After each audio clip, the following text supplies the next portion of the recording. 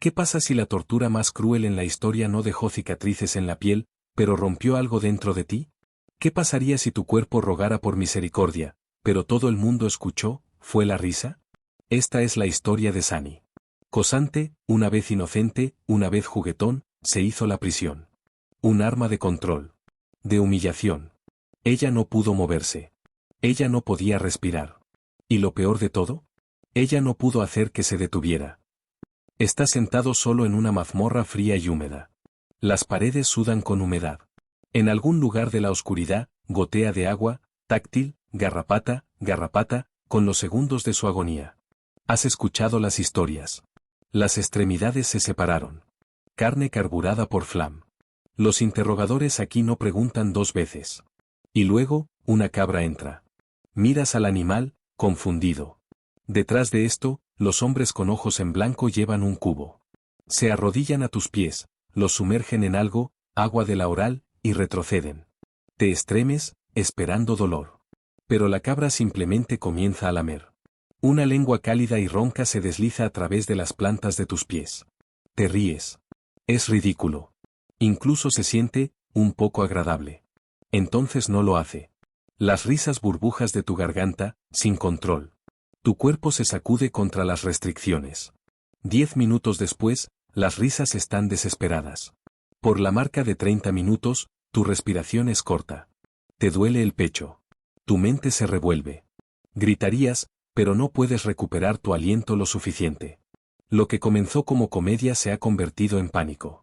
Al final de la hora, confesarías los crímenes de los que nunca has oído hablar. Pero aquí está la cosa, esta no es solo un cuento de hadas absurdo. Esto fue escrito en el año 1502 por un monje llamado Franciscus Brunus de San Severino. Lo incluyó en una lista de torturas oficiales. ¿Pero estaba describiendo algo real, o solo escribiendo rumores? Esa es la parte inquietante. Porque esta escena inofensiva, no fue la única vez que el cosquilleo se usó para romper personas.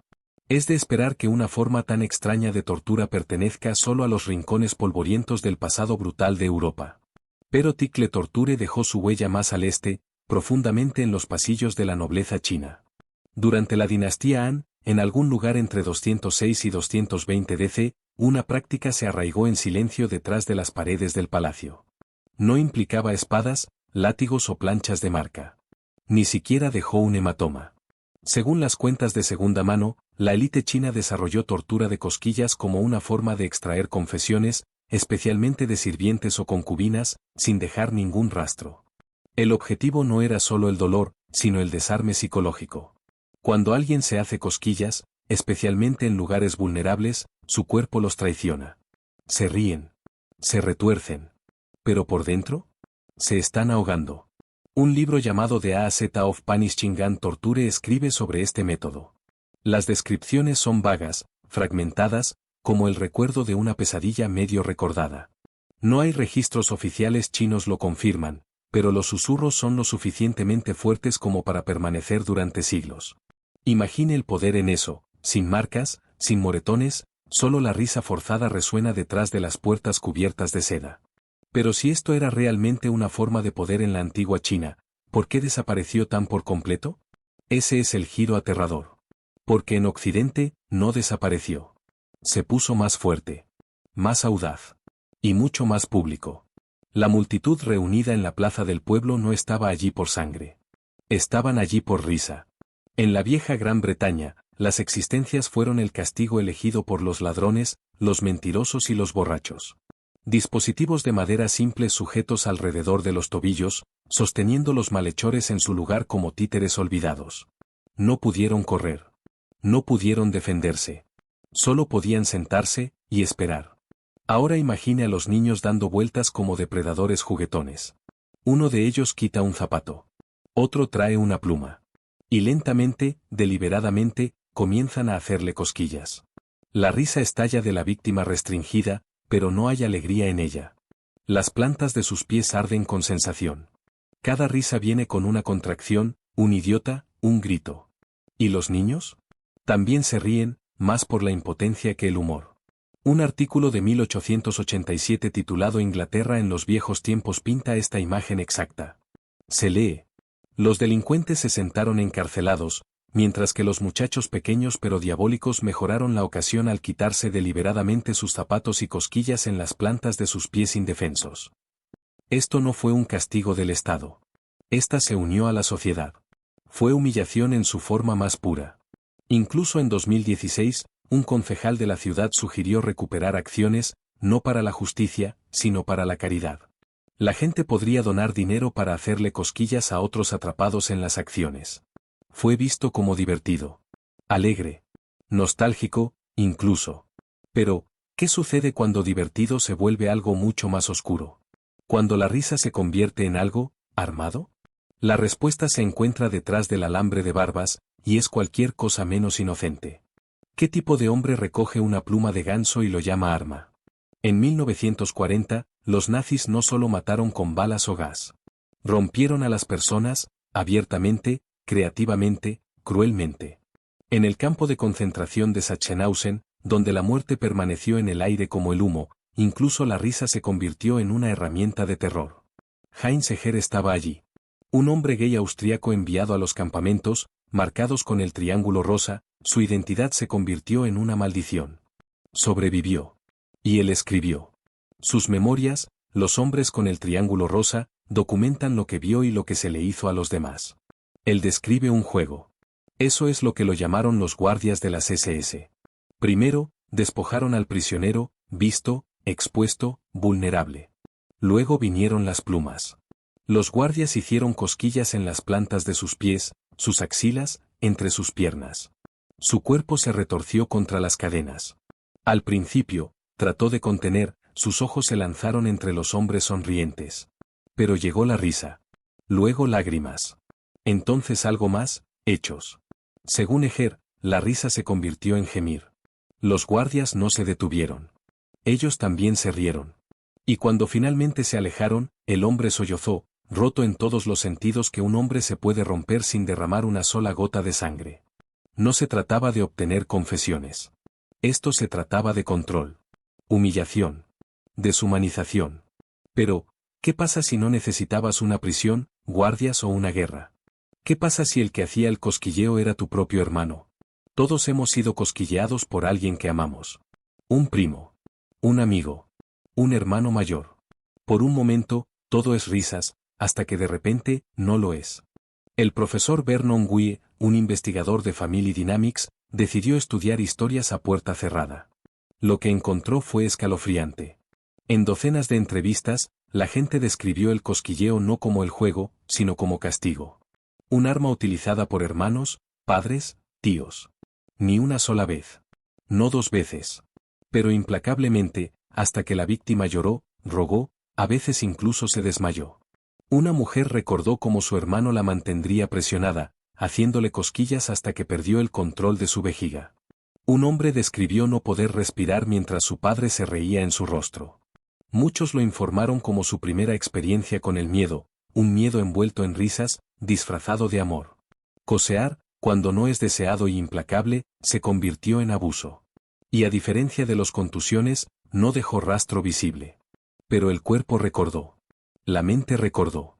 La sensación de perder el control, eso nunca desaparece. Wie incluso escribió que el cosquilleo excesivo podría conducir a desmayos, ataques de pánico o inconsciencia. Algo que se ve inofensivo en el exterior podría destruir la confianza en el interior. Pero, ¿cómo es eso posible? ¿Qué es lo que hace cosquillas lo que convierte el cerebro contra sí mismo? La respuesta fue enterrada en los pliegues de nuestra biología, hasta que los científicos la abrieron. Tu cerebro no sabe que te estás riendo. No precisamente. Para su sistema nervioso, el cosquilleo se siente como algo por completo, algo más oscuro. En 2013, los científicos alemanes se propusieron estudiar este mismo misterio. Colocaron personas en máquinas de resonancia magnética y las hicieron cosquillas mientras observaban sus cerebros en tiempo real. Lo que vieron los sorprendieron. Las áreas que se encendieron durante el cosquilleo intenso fueron las mismas regiones activadas cuando el cerebro anticipa el dolor. Esto no fue alegría. Fue una señal de advertencia. La misma alarma biológica que le dice que mueva la mano de una estufa ardiente, estaba gritando en su cabeza mientras se reía. Por eso no puedes hacerte cosquillas. Tu cerebro lo anticipa.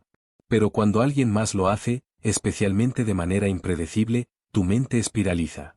No puede decir si estás en peligro o no. Los científicos incluso clasificaron el cosquilleo en 2 tipos. Nisesis, la sensación de luz como un insecto que se arrastra sobre su piel. Gargalesis, el intenso y profundo cosquilleo que desencadena la risa caótica y los espasmos involuntarios. Y es ese segundo tipo, gargalesis, que se ha utilizado en tortura. Es abrumador. Ineludible. El cuerpo se convierte en prisionero de la sensación.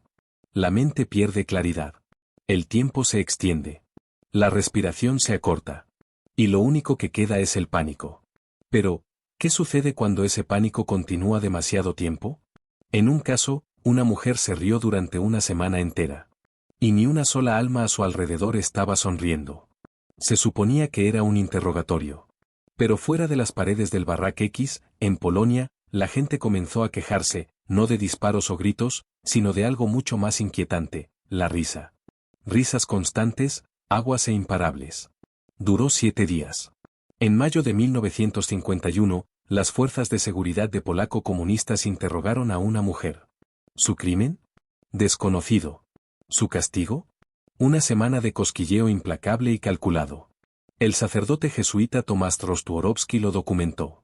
Sus palabras, traducidas del polaco, todavía envían escalofríos. Casi constantemente, día y noche, una risa de una mujer torturada de cosquillas, que rogó para dejar de atormentarla. Día y noche. Intentas imaginar el sonido.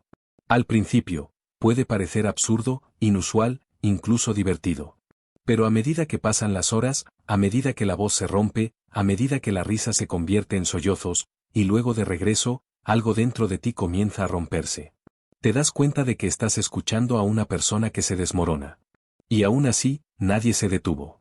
Sin moretones. No hay huesos rotos. No hay evidencia, excepto el eco de una mujer rogando a través de su risa. Pero este no fue un acto aislado enterrado en el secreto de la posguerra. No era exclusivo de las prisiones o regímenes autoritarios. Porque a medio mundo de distancia, en un tranquilo hospital estadounidense, Tickling encontró a otra víctima. Esta vez, la Teurmente llevaba una etiqueta de nombre. Se suponía que el Hospital Estatal del Río Hudson era un lugar de atención, un santuario para los enfermos mentales y los frágiles. Pero en 1903, el New York Times imprimió algo que hizo que las paredes de ese santuario se sintieran como una prisión. Franca Sanders, un asistente del hospital, tenía un secreto. No robó. No venció a los pacientes. Lo que hizo fue muy extraño, y de alguna manera, más siniestro. Los hizo cosquillas. No juguetonamente. No brevemente. Repetidamente. Deliberadamente. Aprovechando a los pacientes restringidos y vulnerables que no tenían medios para defenderse, sin voz para detenerlo. Se acercaría, se planta en la mano y reduciría a sus víctimas a ataques de risas involuntarias e impotencia. ¿Qué le fue a él? ¿Entretenimiento? ¿Fuerza? ¿Algún juego sádico solo él entendió? La tragedia no fue solo lo que hizo, sino el hecho de que se salió con la suya durante tanto tiempo. Porque ¿quién creería que hacer cosquillas, una palabra envuelta en la alegría, podría significar algo más oscuro? Pero la gente comenzó a preguntar, ¿puede algo tan inofensivo realmente matar? Comenzaron rumores. Historias extendidas. Susurros de personas que se ríen hasta la muerte. Sonaba ridículo, hasta que escuchaste atentamente. Porque en algún lugar de esos susurros, había una pregunta que nadie podía responder. ¿Realmente puedes morir de risa? Es el tipo de pregunta que te hace sonreír, hasta que escuchas que algunos médicos dicen que sí. No en dibujos animados, no en teoría. En la vida real. Un sitio de crianza una vez afirmó que hay casos documentados en los que el cosquilleo implacable ha resultado en la muerte. ¿Pero dónde estaban los documentos? ¿Los archivos? ¿Los nombres? No había ninguno. Aún así, el cuerpo tiene límites. Una persona que se hace cosquillas durante demasiado tiempo, especialmente si es frágil o tiene condiciones subyacentes, puede experimentar asfixia, paro cardíaco o incluso accidente cerebrovascular. El sistema nervioso no entiende la risa durante la tortura. Lo trata como asfixia. Picos de presión arterial. Respirando vacilantes. E incluso cuando la muerte no viene, el daño podría. Los registros históricos muestran muertes por risas excesivas, generalmente vinculadas a condiciones no diagnosticadas. Pero, ¿Qué pasaría si esas muertes comenzaran con una pluma? ¿Una muñeca restringida? ¿Un abusador con una sonrisa? La línea entre la risa y el colapso es más delgada de lo que pensamos. Aún así, el mundo médico nunca ha confirmado una muerte únicamente por cosquillas. Aún no. Pero la ausencia de pruebas no borra el miedo. Y sin embargo, algunas personas persiguen ese miedo. Lo dan la bienvenida. Pagan por ello. Uno pensaría, después de todo lo que has escuchado, cabras en mazmorras, risas en las cárceles, pacientes restringidos sollozando a cosquillas, que nadie elegiría esto. Pero te equivocarías. En rincones tranquilos de Internet, y a veces incluso en estudios privados detrás de puertas cerradas, las personas pagan por cosquillas. No juguetonamente. No a la ligera. Piden ser restringidos, atados, los brazos estirados, y cosquillas hasta que sus cuerpos colapsen por el agotamiento. Hay vídeos. Sesiones. Contratos. Palabras seguras. Y no, esto no es una broma. Es una subcultura. Un fetiche. Para algunos, se trata de impotencia. Para otros, la adrenalina. Para algunos, tal vez se trata de recuperar el control rindiéndolo. En estos entornos consensuados, la risa es parte de la emoción. Pero lo que separa estos encuentros de los horrores que hemos explorado es una cosa vital, la elección. Consentir. La capacidad de decir parar y ser escuchado. Aún así, la superposición es espeluznante. La misma sensación que una vez rompió prisioneros, víctimas humilladas e identidades destrozadas, es ahora, por unos, una forma de placer. ¿Es curación? ¿Es recreación? ¿O simplemente un recordatorio de que lo que tememos más a menudo vive en las sombras de lo que disfrutamos? Tal vez ese es el verdadero poder de Tickle Torture. No es la pluma. No la cuerda. Ni siquiera la risa. Es la confusión. La contradicción. La verdad terrible y aterradora que a veces, el toque más suave puede dejar la cicatriz más profunda. Y ahora ya sabes, Cosing no siempre es un juego. A veces, es la broma más peligrosa de todos.